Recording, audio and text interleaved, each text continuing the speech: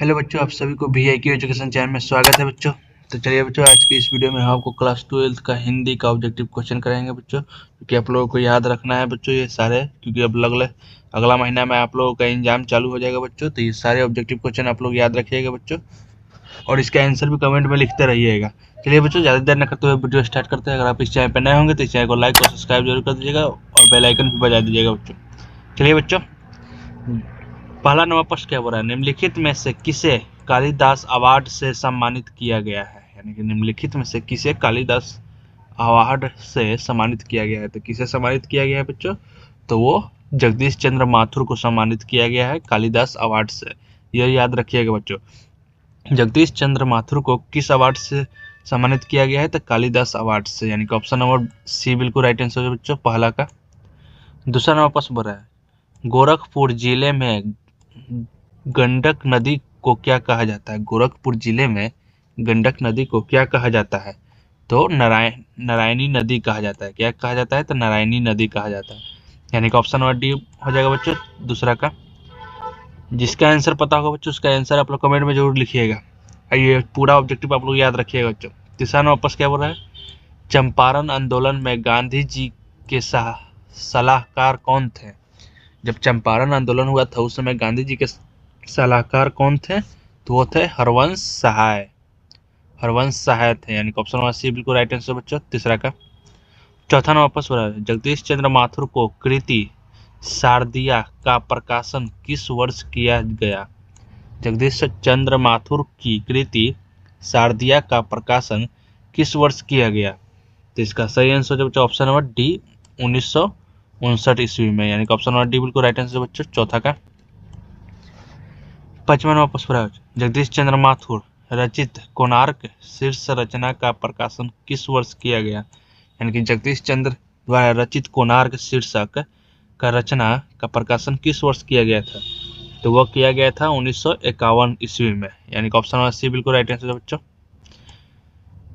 छठा नंबर प्रश्न रहेगा, सन 1917 में भितिहरवा में किसकी स्तुति बोलती है। सन 1917 में भितिहरवा में किसकी स्तुति बोलती थी। तो इसका सही आंसर क्या हो जाएगा बच्चों, तो वो हो जाएगा ऑप्शन नंबर डी, एमन साहब की स्तुति बोलती थी। यानी कि ऑप्शन नंबर डी बिल्कुल राइट आंसर बच्चों, छठा का। सातवां नंबर प्रश्न क्या बोल रहा है बच्चों, हरि सिंह देव का दुर्ग कहाँ छिपा हुआ है। हरि सिंह देव का दुर्ग कहाँ छिपा हुआ है, पर्वतों के बीच में, या फिर वन के गहराई में, पठार के बीच पीछे, या फिर गुफा में। तो इसका सही आंसर हो जाएगा ऑप्शन नंबर सी, वन की गहराई में। एक ऑप्शन नंबर सी बिल्कुल राइट आंसर बच्चों, सातवां का। ये पूरा बच्चों ऑब्जेक्टिव है, पूरा थी जितना भी प्रीवियस ईयर है उस सारे ऑब्जेक्टिव हम आपको बता रहे हैं।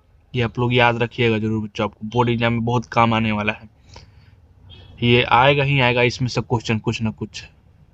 आठवां नंबर प्रश्न क्या बोला है बच्चों, नंदनगढ़ का स्तूप कितना फुट ऊंचा है। नंदनगढ़ का स्तूप कितना फुट ऊंचा है, तो कितना फुट ऊंचा है बच्चों, तो वो 82 फुट ऊंचा है। यानी कि ऑप्शन नंबर ए बिल्कुल राइट आंसर बच्चों, आठवां का। नौवां नंबर प्रश्न क्या बोला है, आपस में धांगर किस भाषा में बात करते हैं। आपस में धांगर किस भाषा में बात करते हैं, तो किस भाषा में बात करते हैं बच्चों, तो वो मिश्रित ओराव भाषा में बात करते हैं, मिश्रित ओराव भाषा में। यानी कि ऑप्शन नंबर सी बिल्कुल राइट आंसर हो जाए बच्चों, नौवां का। 10वां नंबर प्रश्न, वसुंधरा भोगी मानव और धर्मार्थ मानव एक ही सिक्के के दो पहलू हैं, यह युक्ति किस शीर्षक पाठ से है। यानी कि वसुंधरा भोगी मानव और धर्मांध मानव एक ही सिक्के के दो पहलू हैं, यह युक्ति किस शीर्षक पाठ में है। तिरिच में है, ओ सदानीरा में है, रोज में है, या फिर अर्धनारीश्वर में है। तो इसका सही आंसर हो जाए बच्चों ऑप्शन नंबर ए, ओ सदानीरा में है। तो ऑप्शन नंबर ए बिल्कुल राइट आंसर बच्चों, 10वां का। 11 नंबर प्रश्न है, कलीराम हेडमास्टर किस पठित पाठ का पात्र है। यानी कि कलीराम जो हेडमास्टर था वो किस पाठ का, माने कि पठित पाठ का पात्र है, तो वो किस पाठ का है, तो उसका सही आंसर हो जाए बच्चों ऑप्शन नंबर बी, जूठन का। यानी कि जूठन के कहानी में आप लोग देखेंगे कि कलीराम हेडमास्टर रहता था। यानी कि ऑप्शन नंबर बी बिल्कुल राइट आंसर हो जाए बच्चों, 11वां का। 12 नंबर प्रश्न पर आयो जूठन शीर्षक पाठ में किसने झाड़ू छीनकर दूर फेंक दी। जूठन शीर्षक पाठ में किसने झाड़ू छीनकर दूर फेंक दी। तो लेखक के पिताजी ने, या फिर लेखक ने, या फिर लेखक के भाई ने, या फिर लेखक की माँ ने। तो किसने दूर फेंका था बच्चों, तो वो थे लेखक के पिताजी, यानी कि ऑप्शन नंबर ए बिल्कुल राइट आंसर हो जाएगा बच्चों 12 का। 13 नंबर प्रश्न पर बच्चों जूठन के रचनाकार कौन है। जूठन के रचनाकार कौन है, मोहन राकेश, उदय प्रकाश, या फिर ओम प्रकाश वाल्मीकि, या फिर बाल कृष्ण भट्ट। जूठन के रचनाकार कौन थे बच्चों, तो वह थे ओम प्रकाश वाल्मीकि, यानी कि ऑप्शन नंबर सी बिल्कुल राइट आंसर हो बच्चों 13 का। 14 नंबर प्रश्न रहा है ओम प्रकाश वाल्मीकि की रचना कौन सी है। देखिए अभी पूछा है बच्चों जूठन की रचनाकार कौन है, तो ओम प्रकाश। अब ओम प्रकाश की रचना कौन सी है, ये तो आप लोग बता ही देंगे बच्चों, इसका आंसर आप लोग कमेंट में लिखिएगा कौन सी है, तो जूठन है, यानी कि ऑप्शन नंबर बी बिल्कुल राइट आंसर है बच्चों 14 का। 15 नंबर प्रश्न पर है बच्चों ओम प्रकाश वाल्मीकि को 1993 में कौन सा पुरस्कार मिला था। ये सारे पुरस्कार ये सब आप लोग याद रखिएगा बच्चों, और रचना थी हर एक कहानी के लेखक का नाम, रचना का नाम, ये सभी आप लोग याद रखिएगा। इसमें बताइए बच्चों ओम प्रकाश वाल्मीकि को 1993 में कौन सा पुरस्कार मिला था।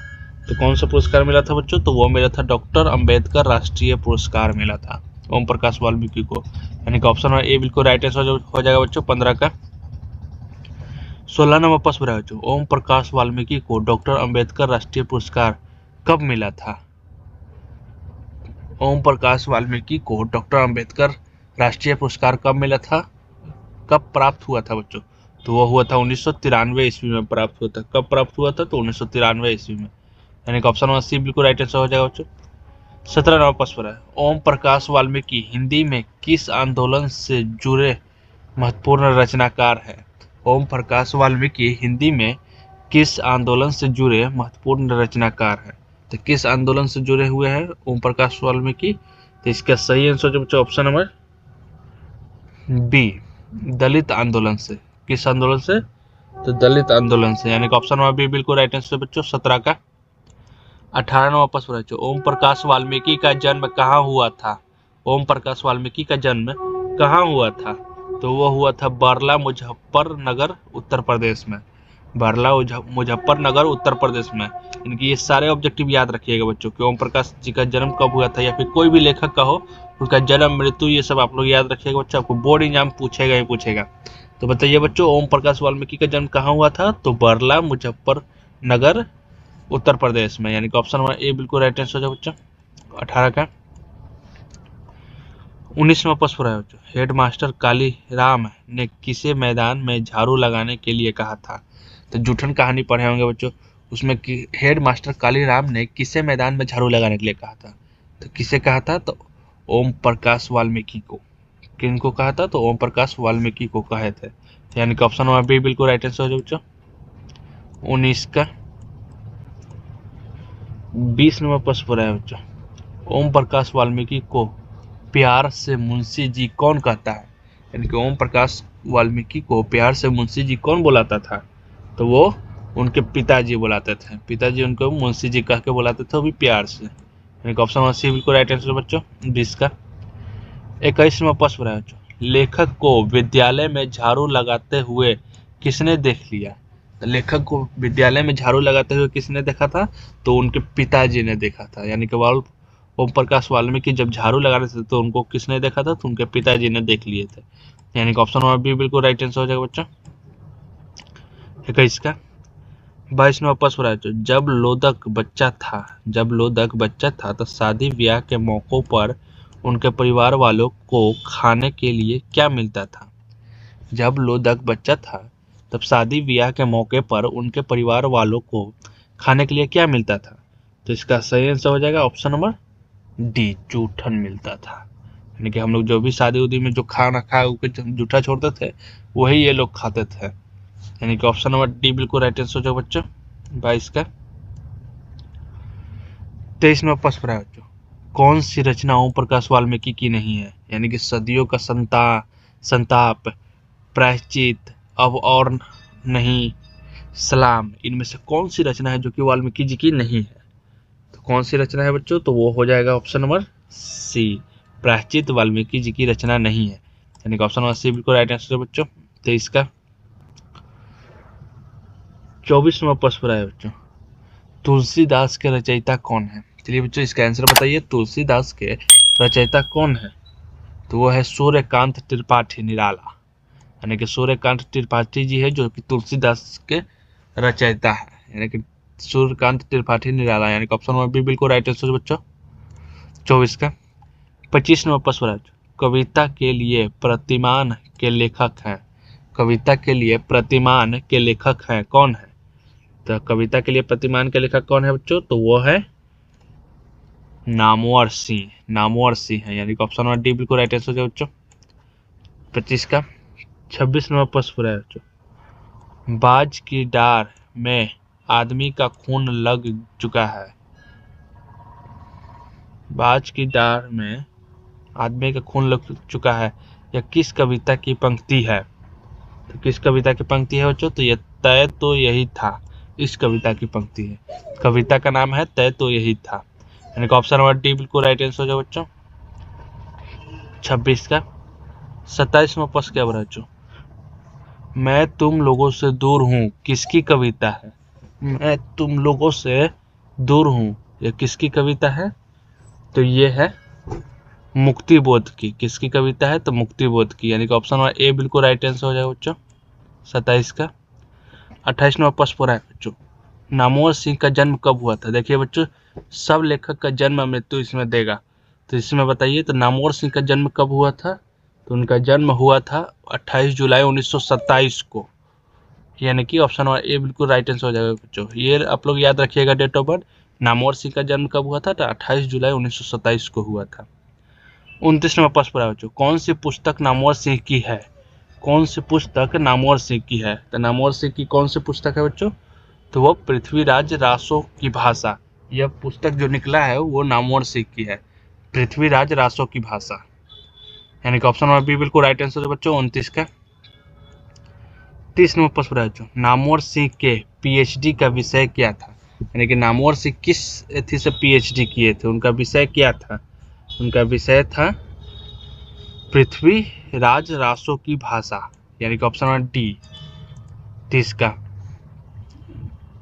31वां प्रश्न बच्चों, मुन्नी किस दिन मानक की चिट्ठी के आने की भविष्यवाणी करती है? यानी कि जब मानक की चिट्ठी आने वाला होता है उससे पहले ही मुन्नी कुछ भविष्यवाणी करती है कि मानक की चिट्ठी कौन से दिन आएगी। तो चलिए बच्चों कौन से दिन की भविष्यवाणी करती है? तो वो मंगलवार दिन की भविष्यवाणी करती है, यानी कि ऑप्शन नंबर डी बिल्कुल राइट आंसर है बच्चों। 31 का 32वां प्रश्न है, कौन कहता है मैं इसकी लाश ले जाकर चील और कौवे से आगे डाल दूंगा? यानी कि मैं कौन कहता है कि मैं इसकी लाश ले जाकर चील और कौवों के आगे डाल दूंगा? तो यह कौन कहता है? तो वो कहता है सिपाही कहता है, कौन कहता है? तो सिपाही, यानी कि ऑप्शन नंबर बी बिल्कुल राइट आंसर बच्चों। 32 का 33वां प्रश्न है, किसके करों के मोती तारों की तरह चमकते हैं? यानी कि किसके करों की मोती तारों की तरह चमकते हैं? तो तारों को, यानी कि ऑप्शन नंबर बी बिल्कुल राइट आंसर बच्चों। 33 का 34वां प्रश्न है, किस पाठ में यह उदाहरण आया है? यानी कि यह किस पाठ का उदाहरण है? फौजी वहां लड़ने के लिए है, वे भाग नहीं सकते, जो फौज छोड़कर भागता है उसे गोली मार दी जाती है, यह किस पाठ का उदाहरण है? यह किस पाठ का है बच्चों? तो वो है सिपाही की माँ पाठ का, यानी कि ऑप्शन नंबर सी बिल्कुल राइट आंसर बच्चों। 34 का 35वां प्रश्न है, मोहन राकेश का जन्म कब हुआ था? अब बताइए बच्चों मोहन राकेश जी का जन्म कब हुआ था? तो उनका जन्म हुआ था 8 जनवरी 1925 में, 8 जनवरी 1925 में। ये सभी का आप लोग बच्चों डेट ऑफ बर्थ याद रखिएगा, मोहन राकेश जी का, वाल्मीकि जी का, और थी जो भी ये सारे लेखक का आप लोग डेट ऑफ बर्थ याद रखिएगा, पूछेगा ही पूछेगा। 35वां प्रश्न क्या बोला था बच्चों, मोहन राकेश का जन्म कब हुआ था? 8 जनवरी 1925 को हुआ था, यानी कि ऑप्शन नंबर ए बिल्कुल राइट आंसर बच्चों। 35 का 36वां प्रश्न बच्चों, इनमें कौन सी कृति मोहन राकेश की है? इनकी जिंदगी मुस्कुराई, कोसी का घटवार, जानवर और जानवर, बहती गंगा, इनमें से कौन सी कृति है जो कि मोहन राकेश की है? तो कौन सी कृति है बच्चों? तो वो है जानवर और जानवर, जो कि मोहन राकेश जी की है, यानी कि ऑप्शन नंबर बी बिल्कुल राइट आंसर बच्चों। 36 का 37वां प्रश्न है बच्चों, मोहन राकेश का जन्म कहाँ हुआ था। चलिए बच्चों, अब इनका जन्म कब हुआ था ये तो पता है कि 8 जनवरी 1925 को हुआ था। कहाँ हुआ था ये आपको बताना है। तो ये कहाँ हुआ था इनका जन्म, तो जंडीवाली गली अमृतसर में हुआ था। जंडीवाली गली अमृतसर में, यानी कि ऑप्शन नंबर बी बिल्कुल राइट आंसर बच्चों 37 का। 38वां प्रश्न है बच्चों, सिपाही की माँ किस एकांकी संग्रह से लिया गया है। सिपाही की माँ किस एकांकी संग्रह से लिया गया है। तो इसका सही आंसर हो जाए बच्चों ऑप्शन नंबर डी, अंडे की छिलके तथा अन्य इकाई से लिया गया है, यानी कि ऑप्शन नंबर डी बिल्कुल राइट आंसर हो जाएगा बच्चों 38 का। 39वां प्रश्न है बच्चों, मुन्नी और मानक की माँ का नाम क्या था। ये तो आप लोग जानते हैं बच्चों, मुन्नी और मानक के माँ का नाम क्या था, तो विष्णु था। क्या था, तो विष्णु, यानी कि ऑप्शन नंबर सी बिल्कुल राइट आंसर बच्चों 39 का। 40वां प्रश्न क्या बच्चों, जयप्रकाश नारायण मद्रास में अपने किस मित्र के साथ रुके थे। यानी कि जब जयप्रकाश नारायण मद्रास गए थे तो वो अपने किस मित्र के साथ रुके थे, तो वो ईश्वर अय्यर के साथ रुके थे, अपने मित्र के साथ, यानी कि ऑप्शन नंबर सी बिल्कुल राइट आंसर हो जाएगा बच्चों। 41वां प्रश्न है, जयप्रकाश नारायण के अनुसार देश का भविष्य किनके हाथों में है। यानी कि जयप्रकाश नारायण के अनुसार देश का भविष्य किनके हाथों में, नई पीढ़ियों के हाथ में, या फिर पूंजीपतियों के हाथ में, या फिर पुरानी पीढ़ी के हाथ में, या फिर नेताओं के हाथ में। तो किनके हाथ में बच्चों, तो वो नई पीढ़ियों के हाथ में है, यानी कि ऑप्शन नंबर बी बिल्कुल राइट आंसर हो बच्चों 41 का। 42वां प्रश्न है बच्चों, दिनकर जी को किसके घर पर दिल का दौरा पड़ा था। यानी कि दिनकर जी को किसके घर पर दिल का दौरा पड़ा था, यानी कि किसके यहाँ गए हुए थे तो दिल का दौरा पड़ा था। तो रामजी गोयनका के घर पे गए हुए थे, तो वहां पे उनको दिल का दौरा पड़ गया था, जिससे वो बीमार पड़े थे, यानी कि ऑप्शन ए बिल्कुल राइट आंसर हो जाए बच्चों 42 का। 43वां प्रश्न है, संपूर्ण क्रांति का नारा किसने दिया। तो ये तो आप लोग जानते हैं, संपूर्ण क्रांति का नारा किसने दिया था, तो जयप्रकाश नारायण ने दिया था, यानी कि ऑप्शन नंबर बी बिल्कुल राइट आंसर हो जाएगा। 44वां प्रश्न है, जयप्रकाश नारायण ने बिहार विद्यापीठ में कौन सी परीक्षा दी थी। यानी कि जयप्रकाश नारायण ने बिहार विद्यापीठ में कौन सी परीक्षा दी थी, तो ISC, यानी कि ISC की परीक्षा दी थी, ISC की परीक्षा दी थी, यानी कि ऑप्शन नंबर बी बिल्कुल राइट आंसर हो जाएगा बच्चों 44 का। 45वां प्रश्न है, पुलिस के बड़े उच्चाधिकारी ने किसके मुंह से सुना था कि जयप्रकाश नारायण नहीं होते तो बिहार जल गया होता। यानी कि पुलिस के बड़े उच्चाधिकारी जो थे उन्होंने किसके मुंह से सुना था कि जयप्रकाश नारायण नहीं होते तो बिहार जल गया होता। तो किसके मुंह से सुना था, तो वो सुने थे दीक्षित जी के मुंह से, यानी कि ऑप्शन नंबर डी बिल्कुल राइट आंसर हो जाए बच्चा। 46वां प्रश्न है, जयप्रकाश नारायण किस मित्रता को ठोस मानते हैं। जयप्रकाश नारायण किस मित्रता को ठोस मानते हैं, तो वो अंडरग्राउंड जमाने की मित्रता को ठोस मानते थे, यानी कि ऑप्शन नंबर सी बिल्कुल राइट आंसर है बच्चों। 47वां प्रश्न है, जयप्रकाश नारायण किसको भाई कहते थे। यानी कि दिनकर जी को, या फिर रामनाथ गोयनका को, गंगा बाबू को, या फिर जवाहरलाल जी को, इनमें से किसको जयप्रकाश नारायण भाई कहते थे। तो किसको कहते थे, तो जवाहरलाल जी को भाई कहते थे, यानी कि ऑप्शन नंबर बी बिल्कुल राइट आंसर हो बच्चों 47 का। 48वां प्रश्न है बच्चों, जिस संज्ञा से एक ही वस्तु का बोध होता है उसे क्या कहते हैं। चलिए बच्चों, जिस संज्ञा से एक ही वस्तु का बोध होता है उसे क्या कहते हैं, ये तो आप लोग जानते होंगे बच्चों, इसका आंसर कमेंट में बताइएगा। इसे तो हम बता ही दे रहे कि व्यक्तिवाचक संज्ञा कहते हैं उससे, यानी कि ऑप्शन नंबर ए बिल्कुल राइट आंसर हो जाएगा बच्चों 48 का। 49वां प्रश्न है बच्चों, तोता शब्द कौन सा संज्ञा है। चलिए बच्चों, आप लोग बताइए तोता शब्द कौन सा संज्ञा है, तो वो है जातिवाचक संज्ञा है, यानी कि ऑप्शन नंबर ए बिल्कुल राइट आंसर है बच्चों। 50वां प्रश्न है बच्चों, निम्न में से द्रव्यवाचक संज्ञा कौन है। यानी कि मिठास, बिजली, कलम, पानी, इनमें से कौन सा द्रव्यवाचक संज्ञा है। तो द्रव्यवाचक संज्ञा यानी कि पानी द्रव्यवाचक संज्ञा है, यानी कि ऑप्शन नंबर सी बिल्कुल राइट आंसर है बच्चों। चलिए बच्चों, आप सभी का प्रश्न यहाँ पर समाप्त हो जाए बच्चों। अगर आप इस चैनल पर नए होंगे तो इस चैनल को लाइक और सब्सक्राइब जरूर कीजिएगा, बेल आइकन भी बजाइएगा। और बच्चों, ये पूरा ऑब्जेक्टिव आप लोग याद रखिएगा, आपको बोर्ड एग्जाम में बहुत काम आने वाला है बच्चों। अगला वीडियो के लिए आप लोग इंतजार कीजिएगा बच्चों, अगला वीडियो हम लाएंगे जल्द ही।